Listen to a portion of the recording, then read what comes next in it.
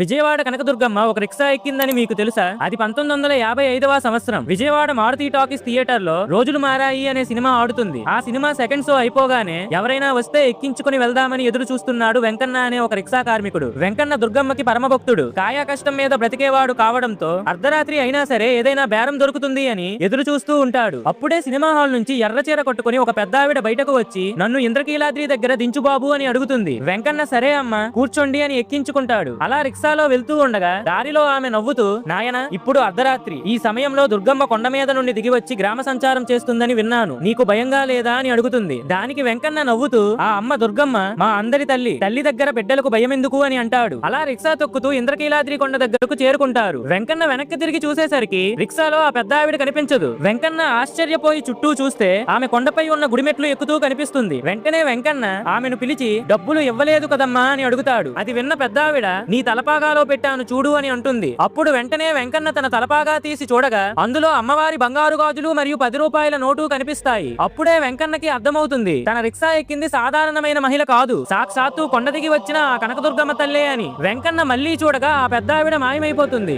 ఆ తల్లి కృప మీపై ఉండాలంటే జై కనకదుర్గమ్మ అని కామెంట్ చేయండి.